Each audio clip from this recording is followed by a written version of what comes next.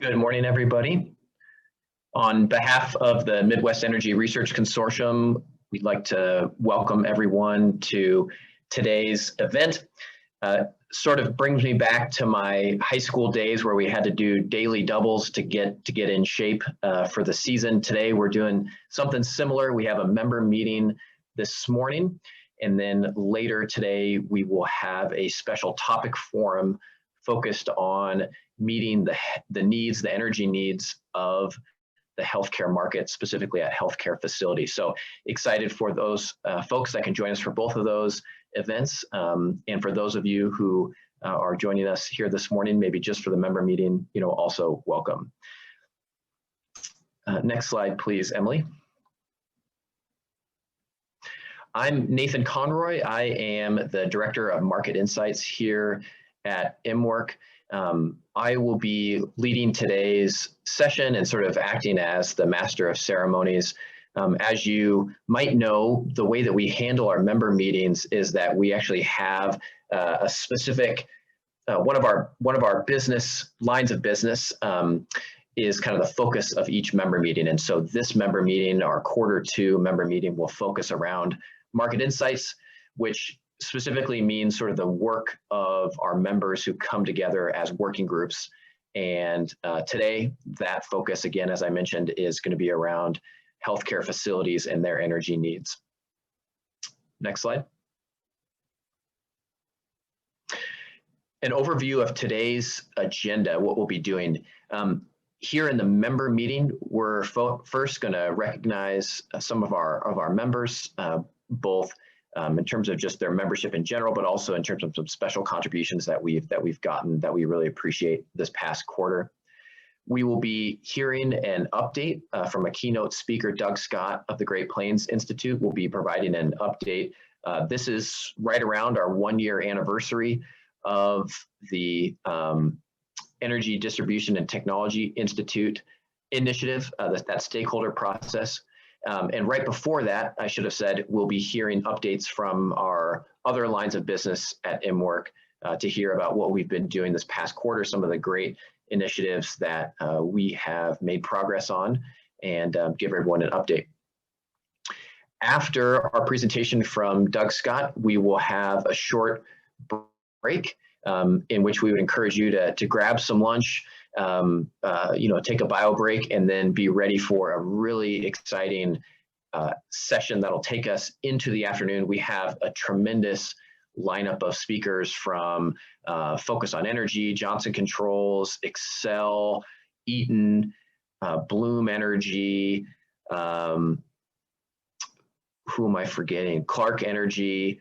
And so it's just going to be a really fantastic event, again, focused around healthcare facilities and their unique energy needs. Next slide. Before I go any further, though, I do want to give a special member recognition to Excel Energy. Excel is generously sponsoring today's event, and we're really excited also that they'll be speaking later about a new pilot that they're running, and just really appreciate Excel and their support for today's event. Thank you. We want to take a second and really appreciate our members. M-WERC, is an organization made up of 90+ members, and we really strive to have this organization reflect the interests of those members and make sure that we're providing a lot of value to them. And so we want to recognize members who recently renewed their membership. You can see them up here. There's quite a few, so I'm not going to say all their names out loud, but you can see them, and certainly we appreciate the support of all of these members and their renewal of their membership. And then specifically, I want to highlight our excitement regarding new members. So Manpower, a lot of you, probably don't need an introduction to Manpower. They are helping us specifically with initiative we have around workforce. Super excited to have Manpower as a member. And then also TCI, an Allied Motion company. They're out of Brown Deer or Germantown, I believe, and really excited by their technology and their expertise being added to the list of members here at M-WERC. So welcome Manpower, welcome TCI. And then specifically wanted to give a shout out to some special members, and I'll turn it over to Dan Ebert to discuss our appreciation for them. Yes, thank you, Nate. Just want to call out a really extraordinary collaboration that came together at the end of last year, led primarily by Johnson Controls, Eaton, A.O. Smith, University of Wisconsin-Madison, and Marquette, around a significant funding opportunity that we call grid connected communities. I just want to, Argonne National Labs is also actively part of that, as well as Focus on Energy, City of Milwaukee, and we've had some really great conversations with UWM as well around this subject area. But I think this really is, for me and for the members, a great example of the power of the research consortium and the ability for different parties to come together and become stronger as a team. And so we were able to work through and submit a significant funding opportunity in March. We have, and Bruce will talk a little bit more about this when he provides a technology innovation update. But at this point, just wanted to really recognize the incredible partnership and leadership by these members and coming together to support the Grid Connected Communities proposal. Thank you, Dan.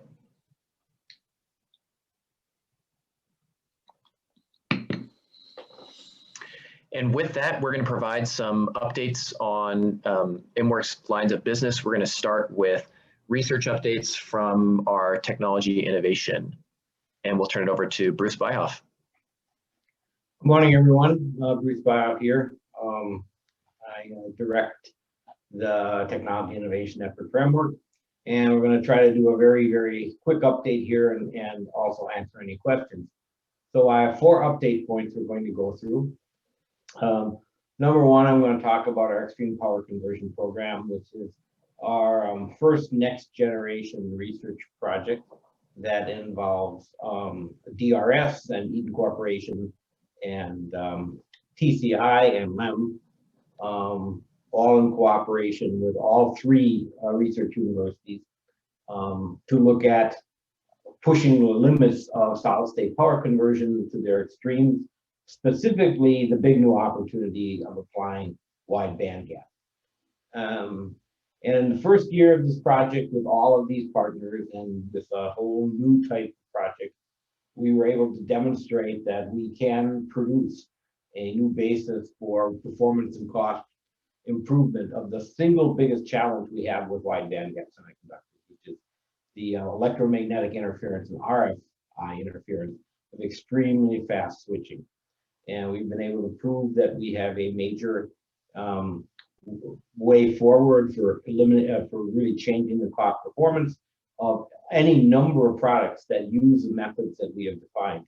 These include physical test beds at the universities. These includes a new modeling platform, and it also includes something we're rolling out in the second year, which are actual forums in our laboratories, hopefully with most of COVID behind us, forums in our laboratories in which the companies will participate with us in the lab on actually doing some discussions, training, joint ideation. So we've made promising progress, and we've also looking at some new company additions for year 2, and we're not quite allowed to talk about them. We're after discussions with a couple of companies we'd like to join the program. And again, this is the next generation program, and it seems to be showing the kind of promise we hope.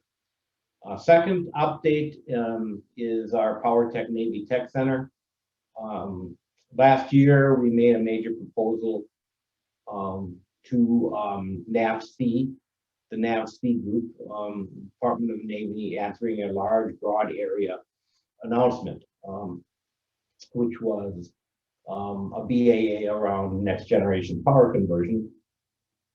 It turned out that with all of the changes in the government and all of the other things going on in including COVID, that the way they began to allot funds from this BAA was more of a one piece at a time as opposed to one giant idea.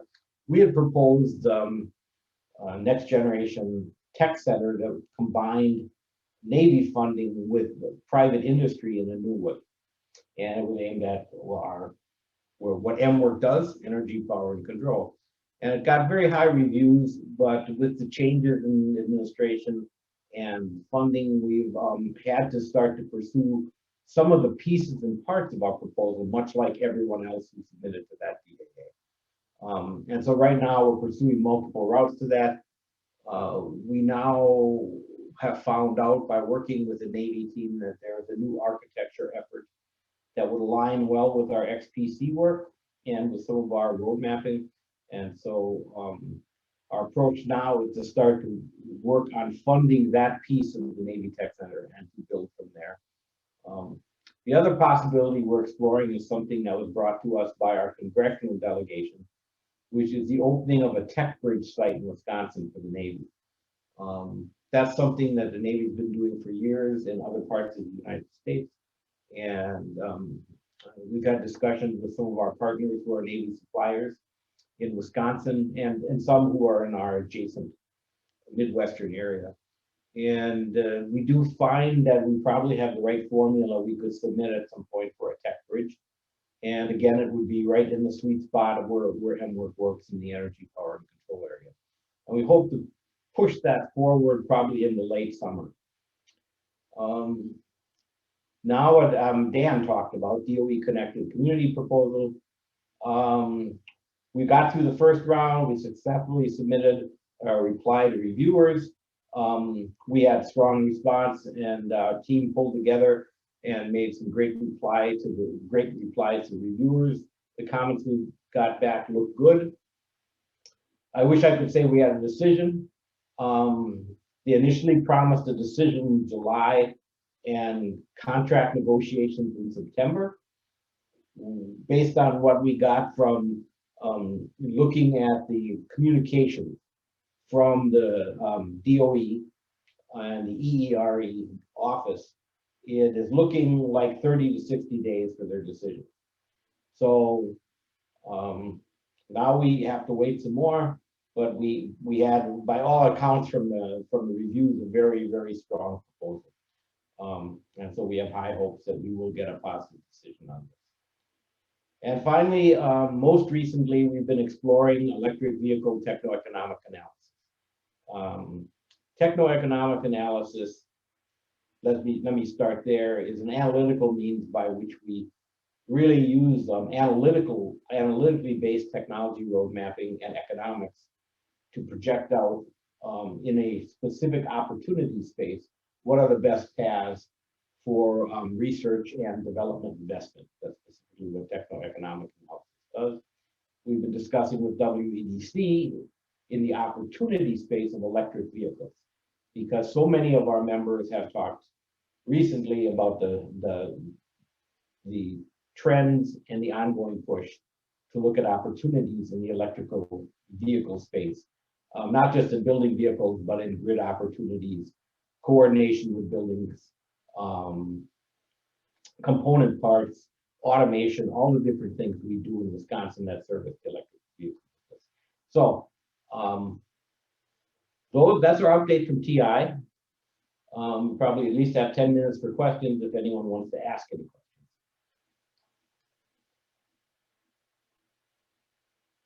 Anything in the comments, Nate?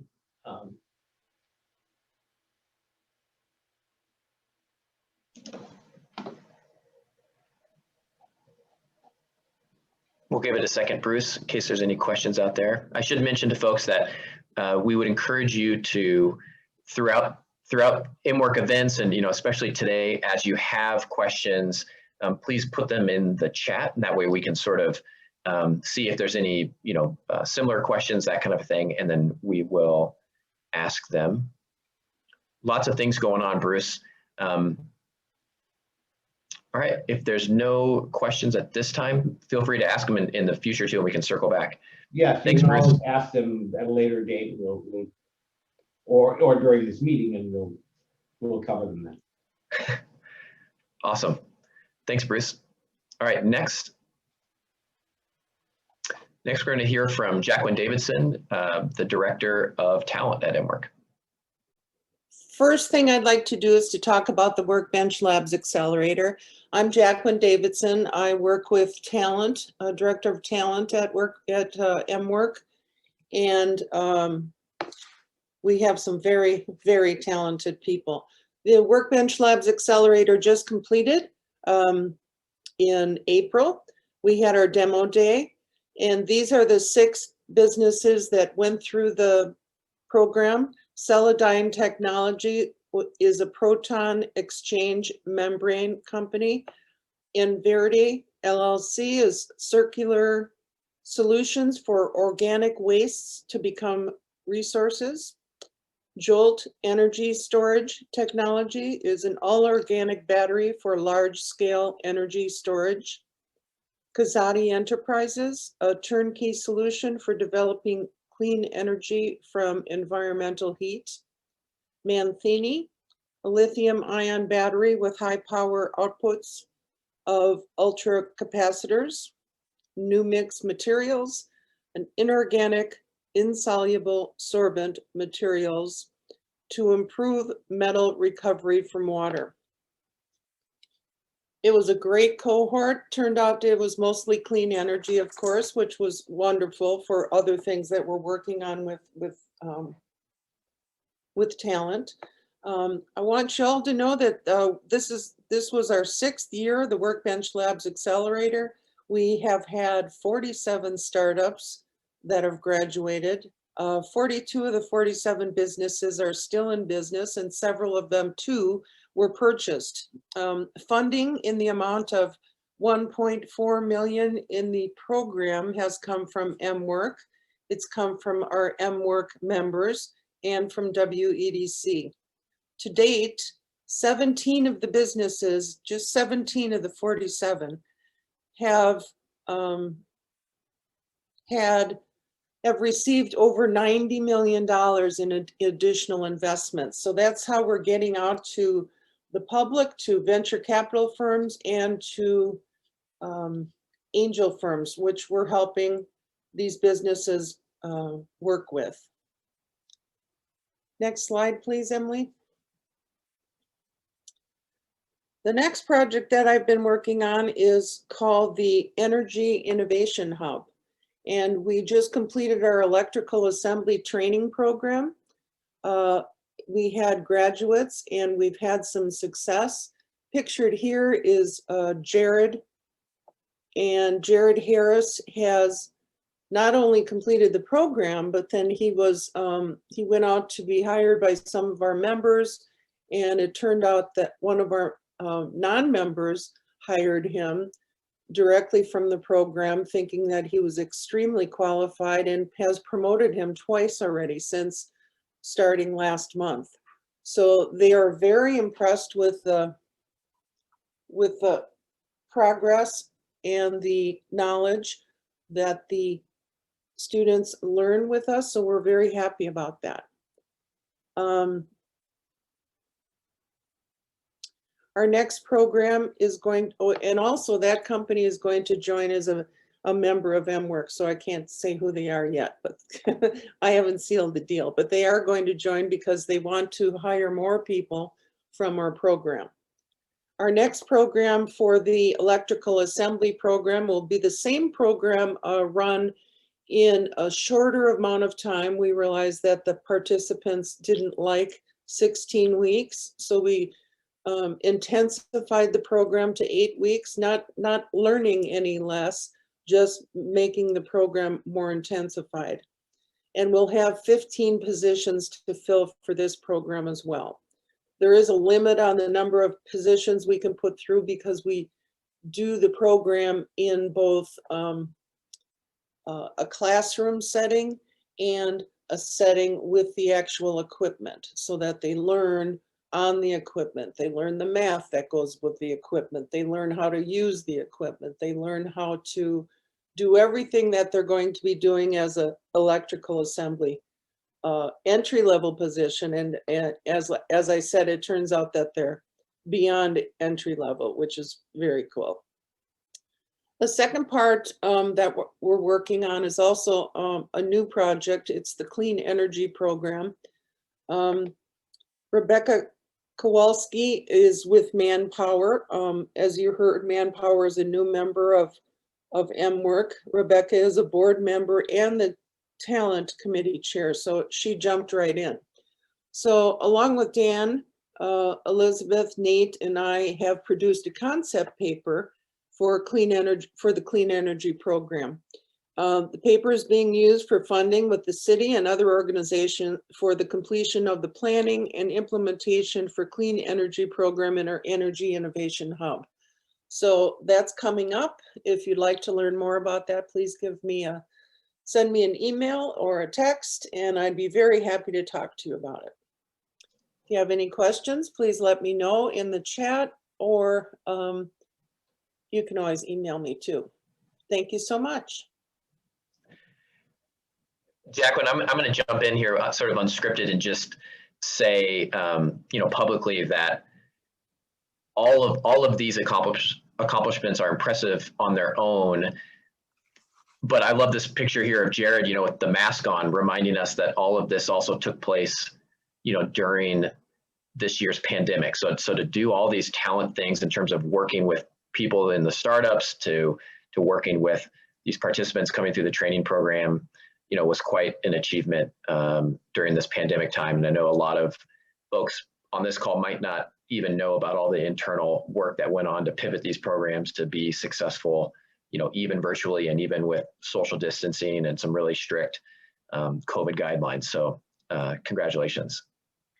Thank you. We had quite a few challenges, and the participants and then of course the people at M-WERC, Vito and Michael and Emily just worked tirelessly to make sure that everybody had the face masks and the cleaning and the plexiglass and the everything else. And then the city or the MATC came in and made sure that we went with all their guidelines. So yes, it was a challenge, but thank you, Nate, for saying that. Yeah. Okay, great. Next. Next, we're going to hear from Vito Gervais, who's in charge of our facilities at the Century City Tower. Vito's going to give us an update because we actually planned to have this meeting originally, in person to kind of give people a tour of all of the work that's going on up there on the second floor. If you haven't been by in a while, as we come out of this pandemic, this would be a good time to go visit. It's really impressive how that space has been transformed. And so I'll turn it over to Vito to tell us a little bit about all that's going on at the facility. Good morning, everyone.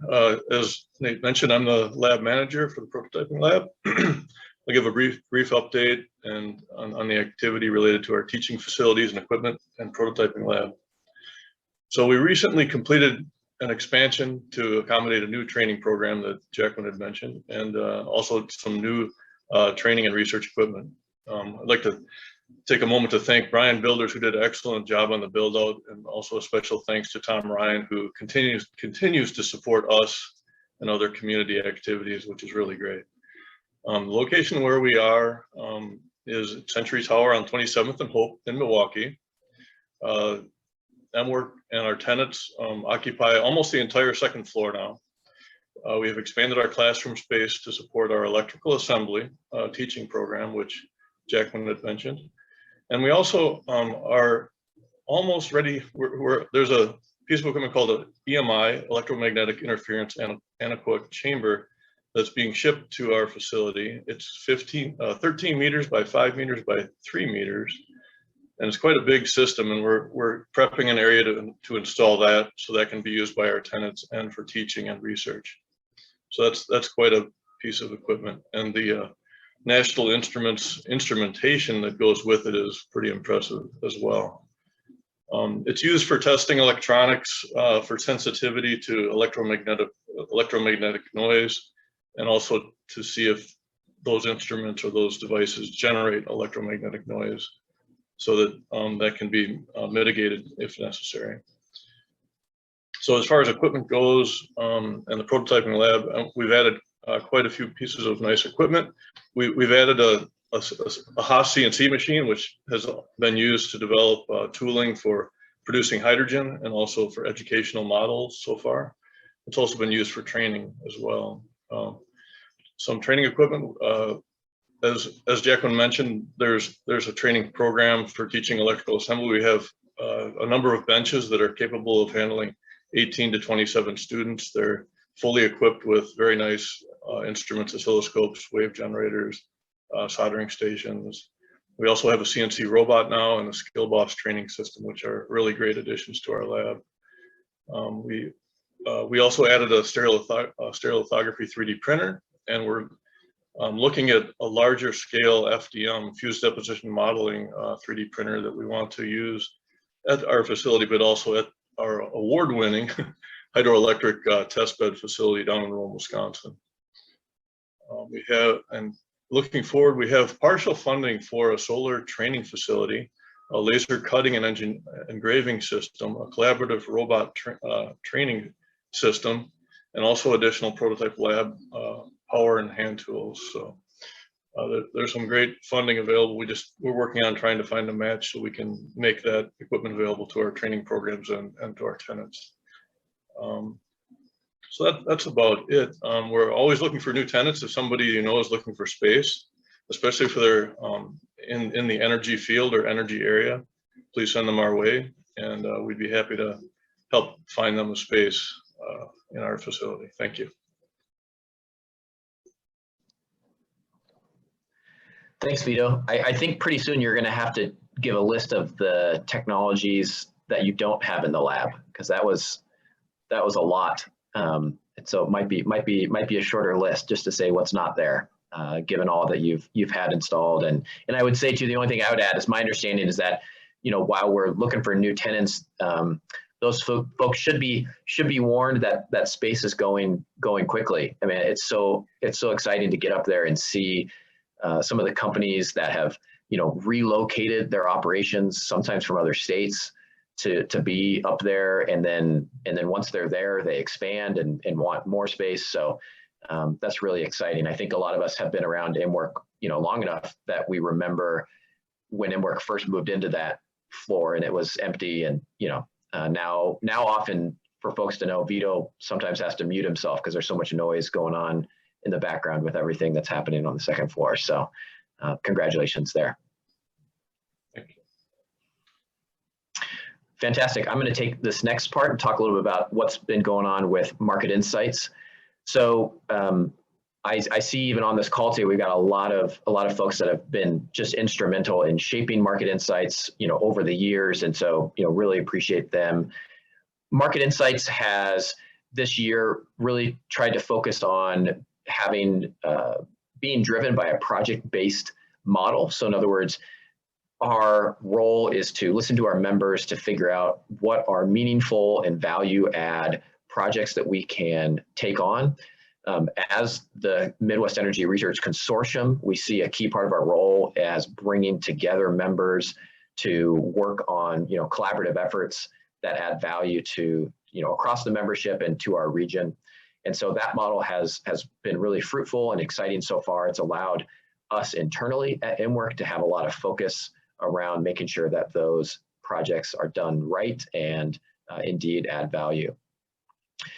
The way that the system has worked and that we've transitioned to is a model where we have an advisory council. That council meets about quarterly and provides guidance on what those projects of focus should be. And so I just want to take a second and recognize the members of that advisory council: Art Harrington from Godfrey and Kahn, Jeff Polinsky from the city of Milwaukee, Jeff Mackey from Franklin Energy, Renee Clare from Johnson Controls, Tim Bay from UW Extension, Alan Howard from Clark Energy, and Mike Litkin from Kohler. All of them, again, over the course of years. Oh, and Chet Coolidge should be on that list as well.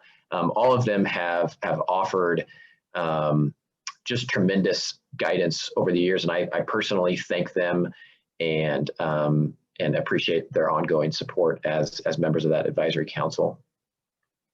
And what that council has identified, over the past years, has been a desire to see Market Insights do some sort of programming and look deeper into the opportunities that our members can provide in the healthcare facility space. So my background here is an illustration of our second half of today, where we'll be diving into that topic. But again, that's just an example of one of those topics that our working groups, our members, helped identify as something that we wanted to look deeper into, and something that we feel like our members have expertise in and want to increasingly be involved with, and that is energy innovation in the healthcare space. So just as an example. Other topics that Market Insights has been involved with, Bruce mentioned this a bit, and it's been kind of a cross-cutting topic of focus, but we're really interested in the electrification of transportation. Obviously a huge topic, and obviously a topic that sometimes there's a lot of focus on the vehicles themselves, and that's important, but also we definitely want to acknowledge and drive awareness around the expertise that our companies in our region can play, and our institutions, our academic institutions, can play as it relates to electrification consequences that electric vehicles will have for the grid, for buildings, just electrification in general, the controls. So obviously a lot of expertise that we hold there. And that has led to the techno-economic analysis that Bruce has been heading up. Also just want to mention that M-WERC is involved with an effort with Bayfield County.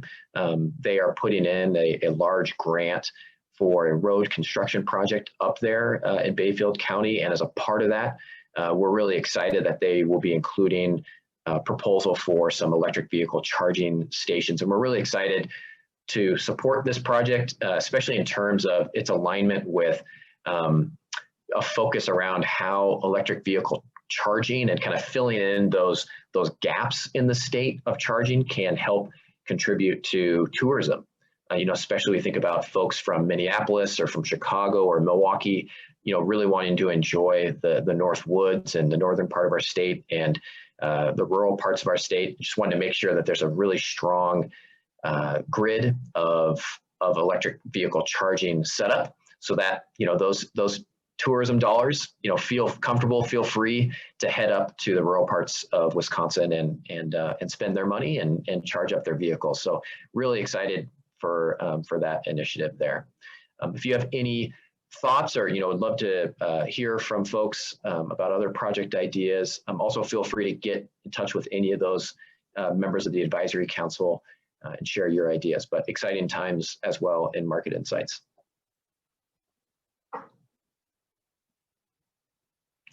All right, and with that, I'm going to turn it over for our keynote today. We're going to be hearing from Doug Scott, who will be discussing our 1-year anniversary of our stakeholder process related to recommendations to the Wisconsin Public Service Commission. For those of you that don't know Doug Scott, he's the Vice President, Electricity and Efficiency for the Great Plains Institute.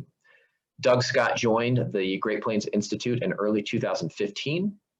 And Doug focuses on GPI projects related to his work as a former state official, including the Mid-Continent Power Sector Collaborative, state energy and environmental regulator groups, and the Carbon Capture Coalition and State CO2 Work Group, as well as the Utility Business Model Grid Modernization, which includes the E21 initiative and the Wisconsin Energy Distribution and Technology Initiative. So Doug, super glad that you're able to join us this morning. Thanks for the work that you did with this initiative in the past. I'm really excited to hear your thoughts and reflections on our 1-year anniversary. So with that, Doug Scott.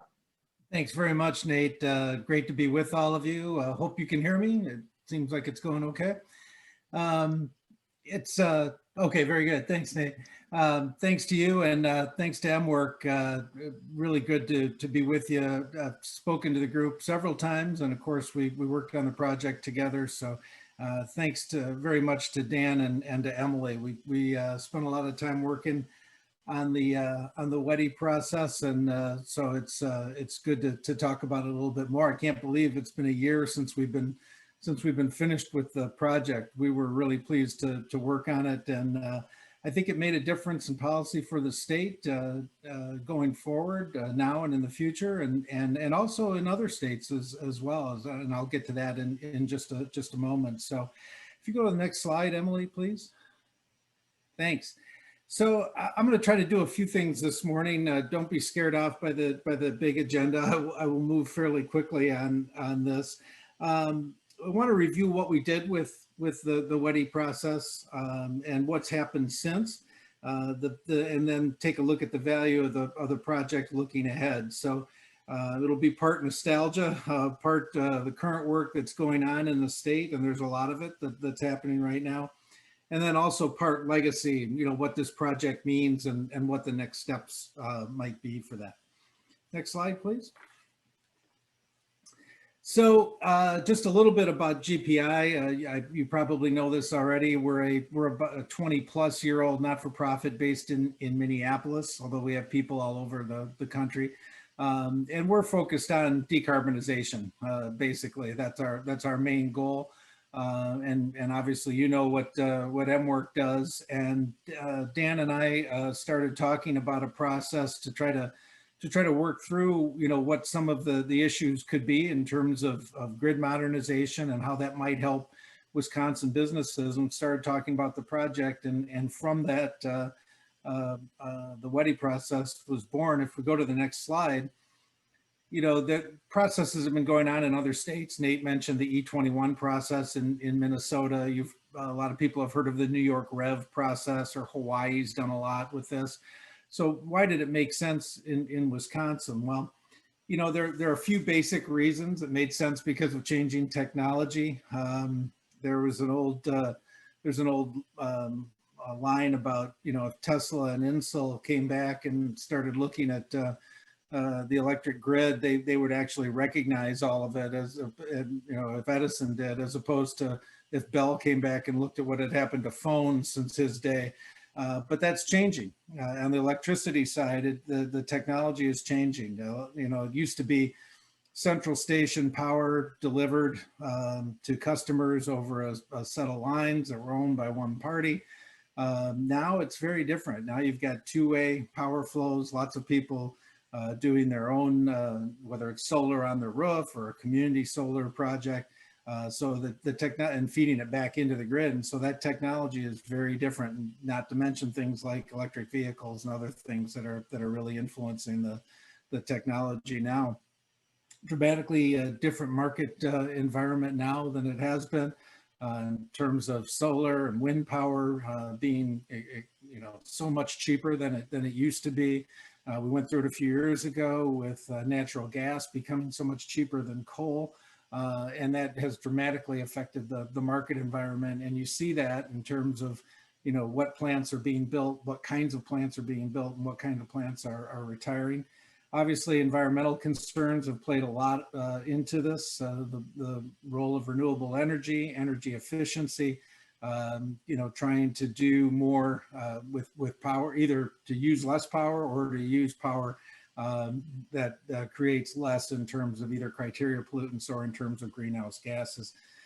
And what really separated the Wisconsin process from a lot of them that go on, and this is the M-WERC influence, obviously, but this idea that there's a lot of technology that's coming on, and Wisconsin companies could be uniquely situated to try to provide a lot of that technology, or to provide ideas as to what technology would work the best. And that was a central focus of the WEDI process, and really a little bit different than you see in other places. And I think that was just due to the influence of M-WERC. Next slide, please.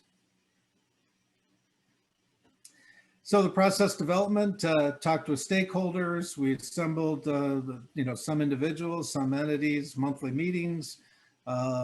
Level set on the existing Wisconsin system, brought in outside experts where we needed some help to either level set or to talk about what some of the possibilities might be for different recommendations.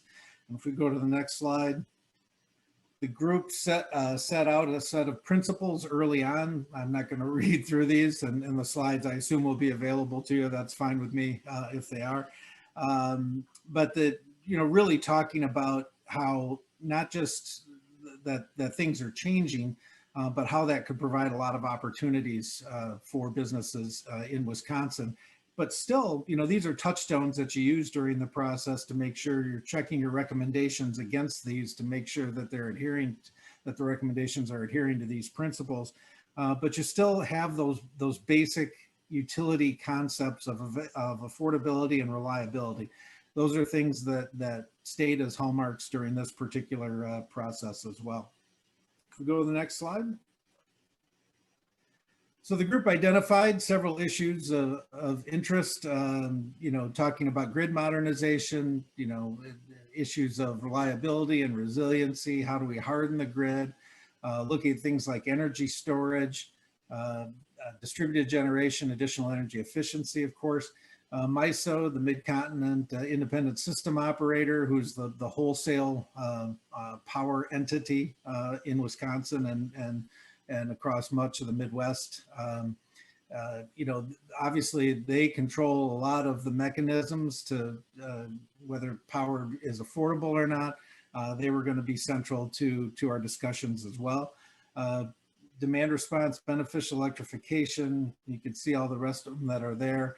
Obviously a lot around planning. That becomes extremely important in all of these endeavors, and then regulatory innovation and thankfully, the commission, the Public Service Commission, was a part of the discussions in the WEDI group, and as I'll talk about in a couple of minutes, has really taken the ball and run with that going forward.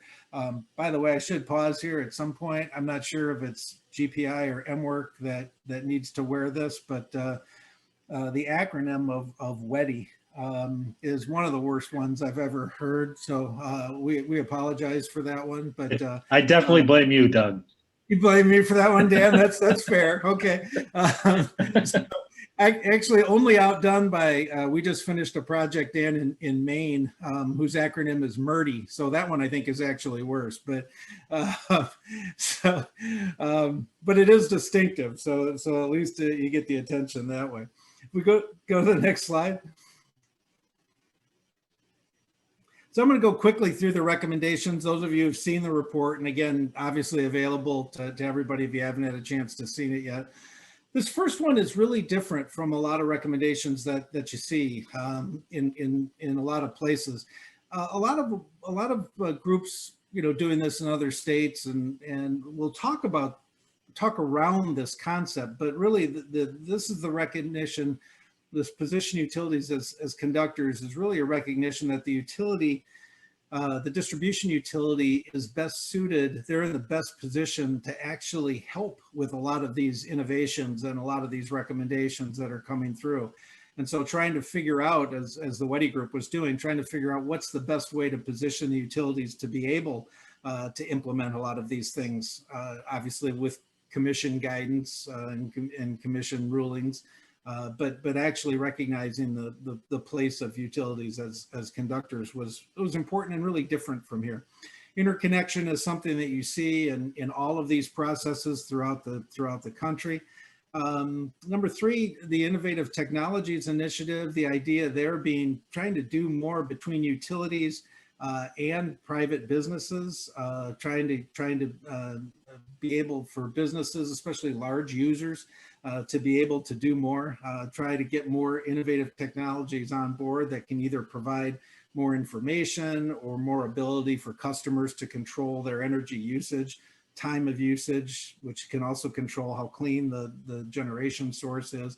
So a lot of thought given to trying to establish an innovative technology initiative, and there's a lot more behind all of this that's in the report, obviously. Encourage utility stakeholder collaboration. I'm a former regulator, as you heard. Rate cases are the absolute worst place to try to make policy, and so the more that stakeholders are involved with the utilities in advance of or in addition to what happens at rate cases, becomes very, very important to the process, and actually to fostering a lot more innovation and taking some issues off the table, so that the regulators aren't making decisions on everything. Next slide, please. Again, a lot more. We talk about innovation. I already talked about it a lot. Focus on energy, a tremendous program here in Wisconsin.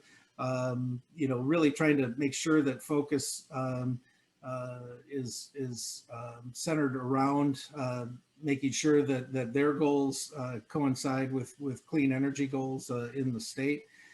Again, enhanced energy efficiency. We've already talked about that a little bit more.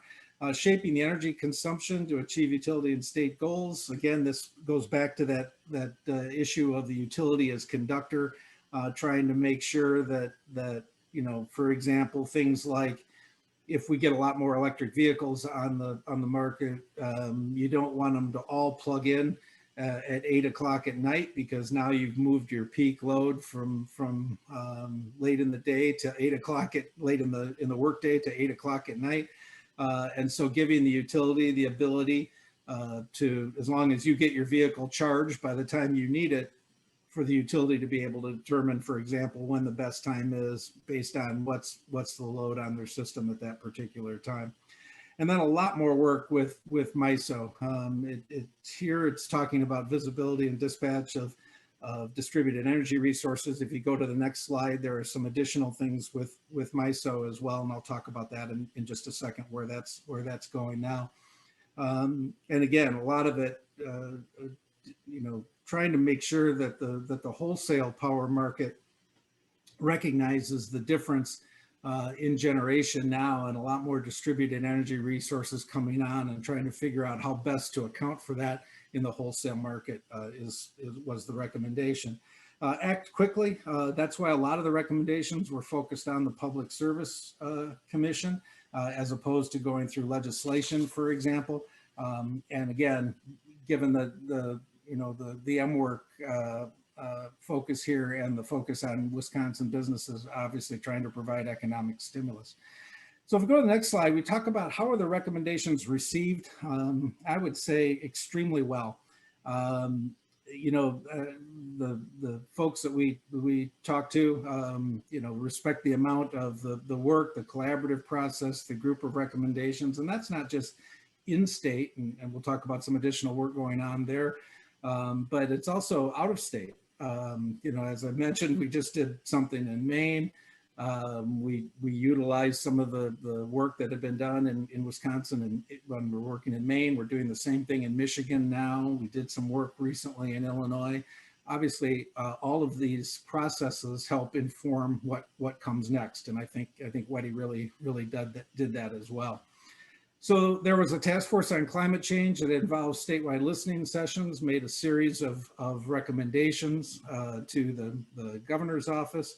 And then I'm going to spend a lot of the time talking about the Wisconsin Clean Energy Plan, because that's an ongoing issue right now, which are strategies for clean energy to try to meet the Paris goals, as well as the statewide goals that Wisconsin has of 100% clean energy by 2050. This report will get released later this year, and I'll talk about it a little bit more, because it really intersects well with the work that the Weddy group did.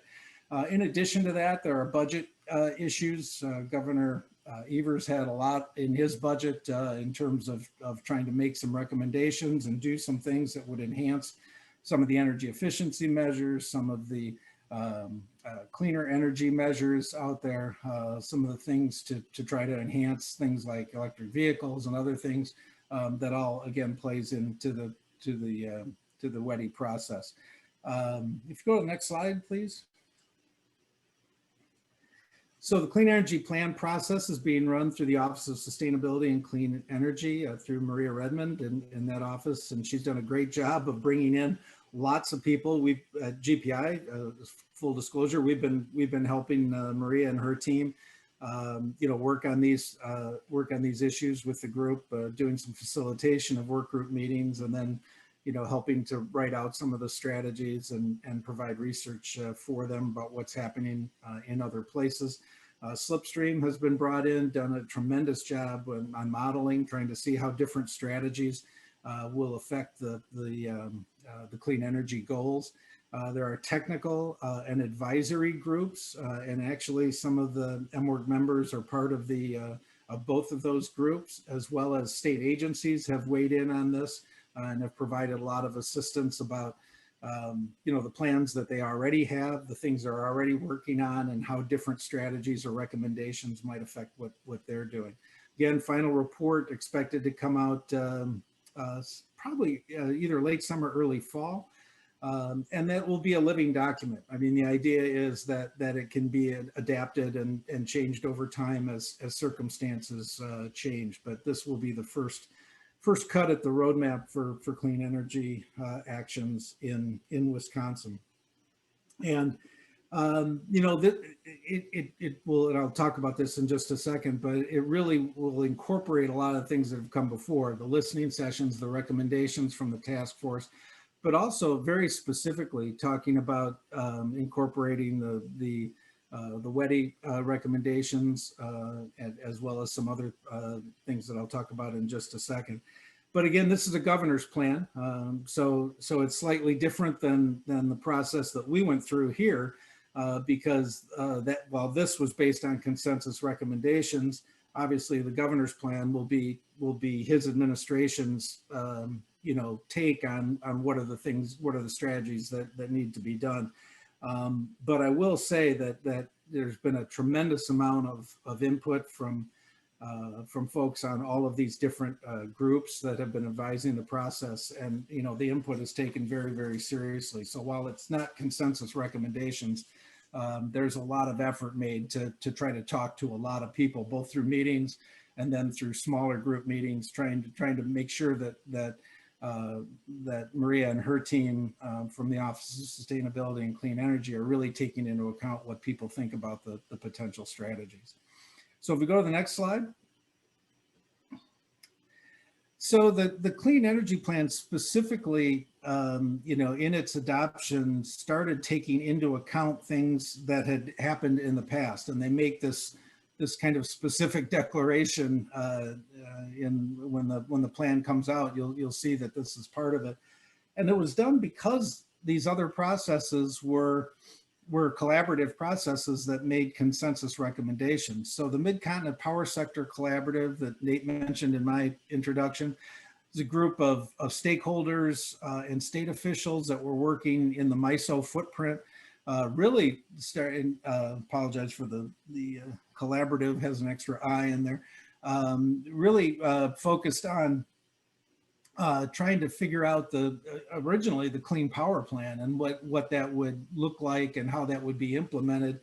But when the Clean Power Plan it was clear it wasn't going to go anywhere early in the term of President Trump, this group, the MPSC, really switched gears and did a series of roadmaps on how to do decarbonization or clean energy in the mid-continent area, and have issued 3 roadmaps: power sector, transportation, and buildings.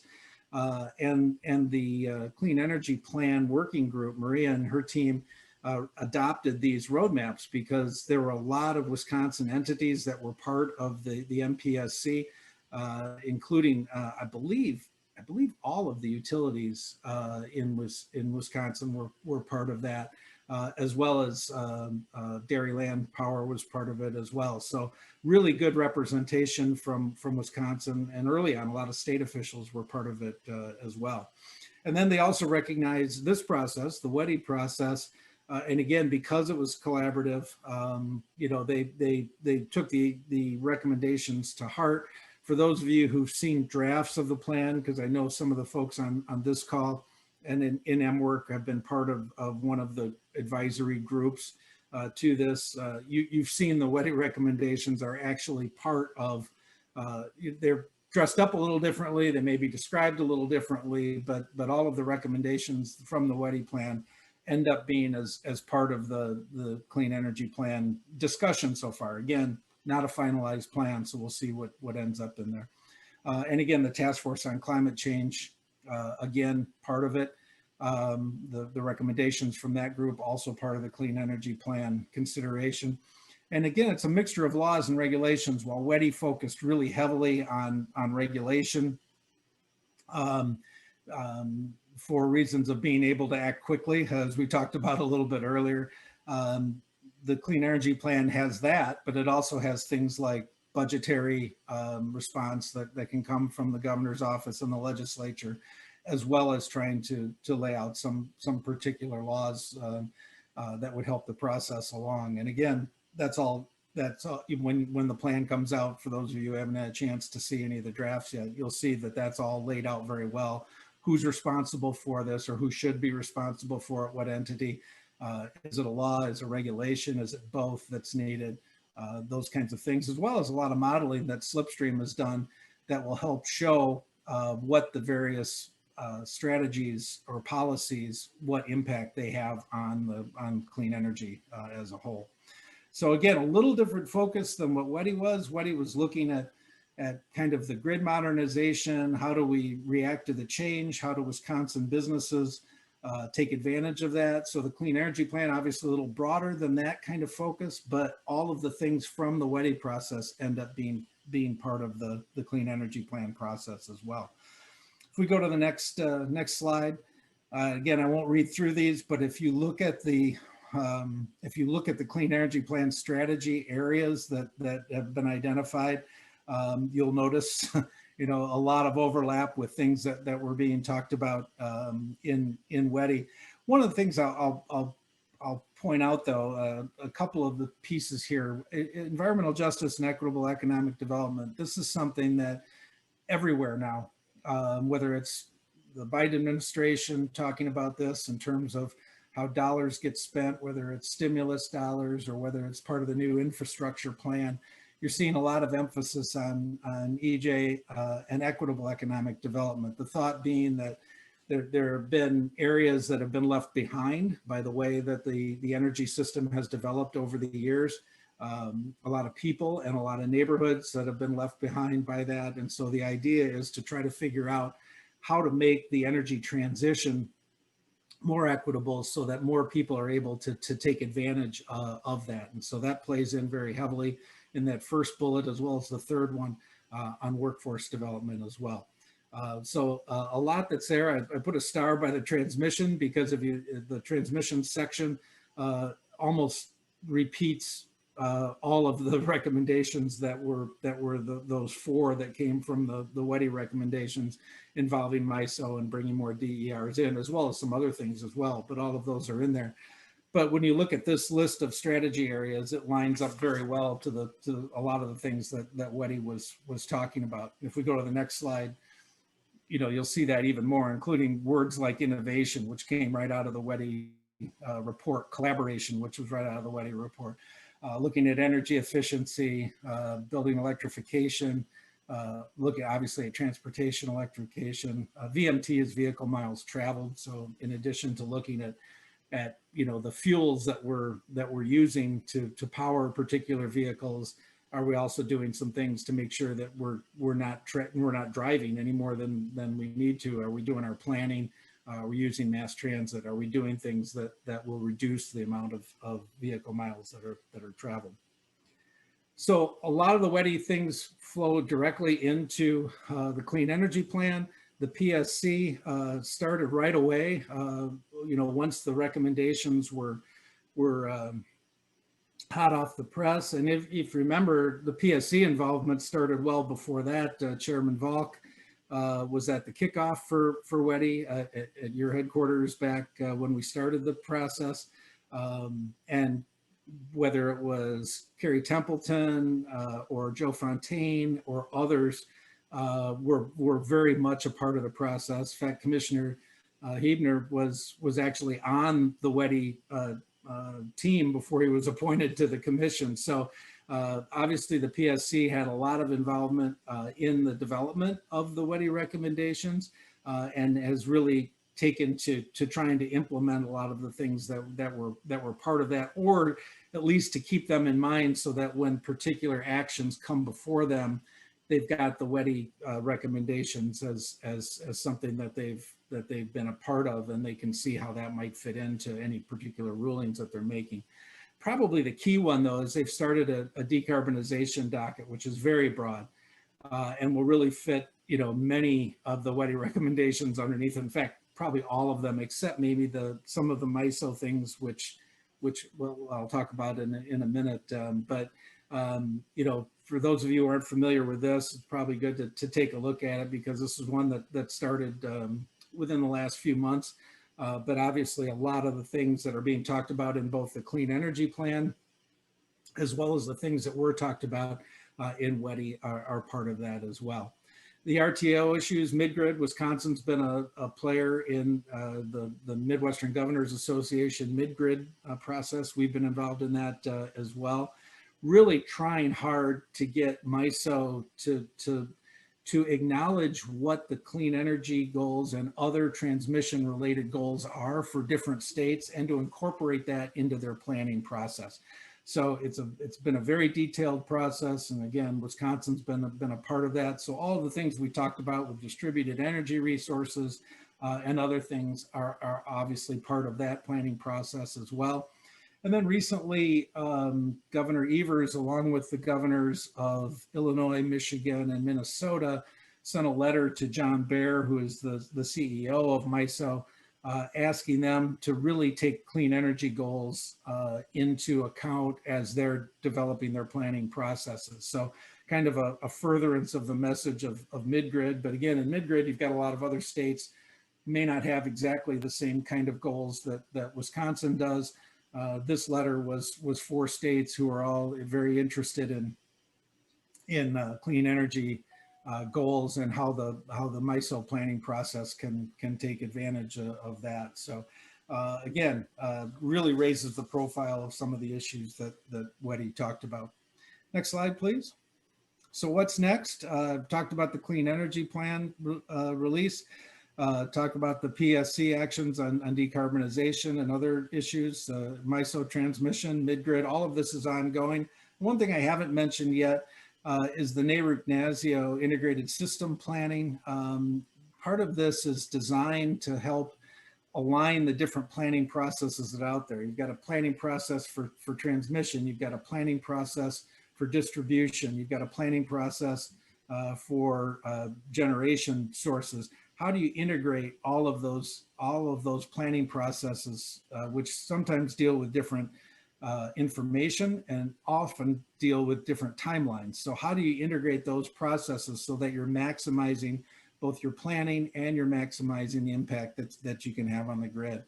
And then also there's a tremendous amount of federal money that's coming to the states. Plenty of discussion going on now, even this morning, about what's that going to look like, what's the infrastructure plan going to look like, and a lot of that will focus on grid issues, transmission issues, and on things like electric vehicles and strengthening the charging network and doing a lot of other things that were all central to the WEDI process as well. And I talk about all this because as we go to the next slide, because one of the things that if we go to that last bullet, I think there are many possibilities for a subsequent process here. There are different pieces of, say, the Clean Energy Plan that kind of call out for additional stakeholder groups or additional stakeholder interaction or recommendations that could be made. And I think much like E21 in Minnesota has had kind of a group that has vetted lots of different proposals over time, including performance metrics and other things in that state. I really think that something like what was set up for the WEDI process could continue to help vet different proposals going forward. So I think the legacy of that is not completely written yet, because I think there's probably a lot more work to do if folks from M-WERC and the WEDI folks are interested in doing that.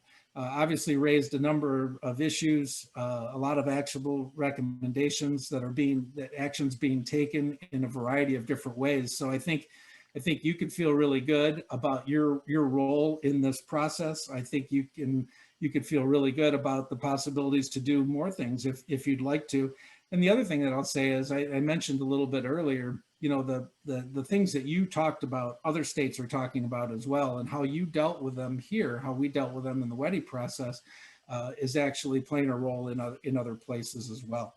So again, this is kind of like 10 pounds in a 5-pound bag. I apologize for running through all of that so quickly, but I think you should feel really good about M-WERC's role in this process, and the fact that you're making an impact, not just because you made recommendations, but that those recommendations are now playing a role in policy development throughout the state. And I think you can do that going forward as well. So thank you. And Dan, I know you wanted to comment on that a little bit, but I appreciate the chance to be back with all of you again. Yeah, thank you very much, Doug, and thank you for, you know, really, you know, there's a lot of moving parts here, and you did a great job sort of walking through them. Of course, I want to thank you, Doug, and Great Plains Institute for, you know, obviously a great partnership we had through this process and your continued leadership, and I'm really pleased that your expertise and your organization's expertise is continuing to provide some advice and counsel to the state. So I'm really glad that you're in that position. I think Maria and the Lieutenant Governor and the Governor definitely can take advantage of your deep expertise. So thank you for that. And I'm really glad you teed up sort of the next steps. That was going to be my first question for you, but you sort of already answered that. You know, a couple of observations. I want to bring it back to you know, really the motivation for M-WERC and our consortium here to engage here is really about driving economic development. And I'm sort of struck by the conversation we had earlier today around the connected communities opportunity, and really the tie to, you know, which is primarily a technology deployment and an opportunity for our industrial members to really understand how this transition is going to create more economic development opportunities and really drive the next generation of products and services. You know, coming back to, and obviously all the moving parts, both with the Clean Energy Office and the Public Service Commission and those opportunities. So I, you know, just really appreciate your insights here today. I do want to, we have a couple of folks who were actively involved in that process, David Nestler and Tim Bay. I want to call out their contributions as well. I mean, obviously, this worked so well because we had engaged and involved members as part of the process. You know, you and I could get together and bounce around lots of ideas, but it was really the validation of our members and the expertise that that group brought together. And obviously, there were a lot more of our members involved, some of whom were not out here today. But just want to call that out as well. I guess, you know, one question that sort of pops into my head is, you know, when we think about the commission process, do you have some insights into how M-WERC might continue? You know, I mean, there's some specific areas that you see where we may want to continue to explore with our members about continuing role. I mean, you sort of teed that up, but I'm wondering if you have some specific ideas in mind. Yeah, I think there's a few different ways. One would be through the commenting on the process that they've got now on decarb. I think that's one way to do that, and obviously reinforcing all of the different messages. I mean, I know they get it because they were part of all of it, but reinforcing those messages about economic development and opportunity and how that can play a role, I think would be important. The other thing I think you can do, and this is proved useful in other places, and I think it could really be that here, would be offer M-WERC up as a resource to the commission and say, you know, because there are things obviously they can't do because of dockets and the laws around that. But there's a lot of things that they can explore outside of a docketed process as well. And so offering yourselves up in a kind of a WEDI type stakeholder process on a particular piece, whether that's some of the innovation pieces, how do we get more utility business collaboration in terms of some clean energy, or trying out a new technology and things like that. There's a lot that you could do with the commission that I think would be really beneficial to them and to you and to the state as a whole. So those are a couple of the things that just come, immediately to mind. And as I said, in Minnesota, the original band of the E21 group, some of the members have changed, but as with most, nostalgia rock bands, there's always one or two key members who are still there. So, but they've actually vetted everything from time of use pricing to performance metrics and lots of other things, individual pieces as they come up.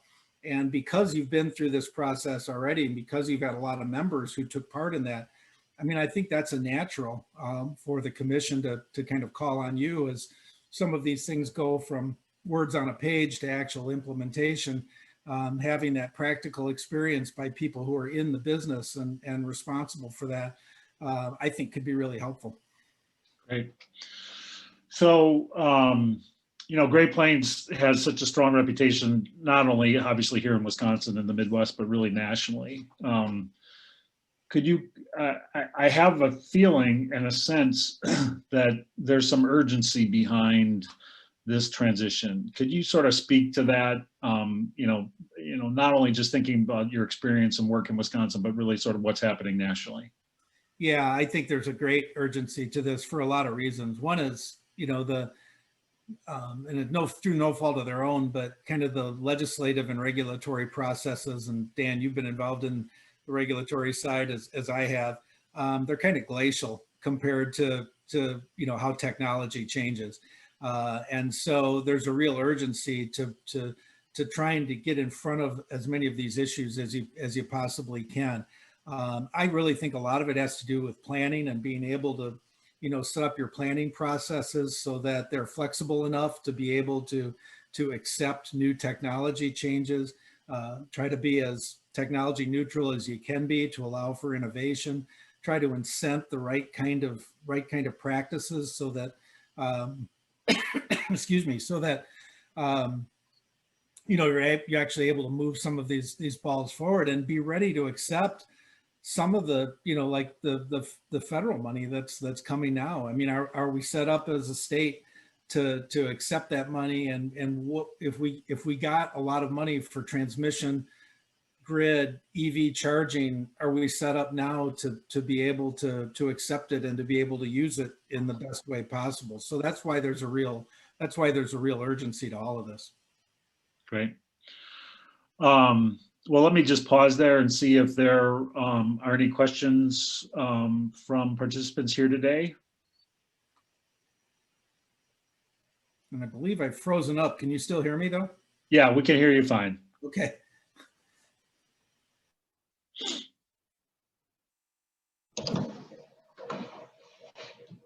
Okay, Nate, I'll turn it back over to you. Yeah, thank you.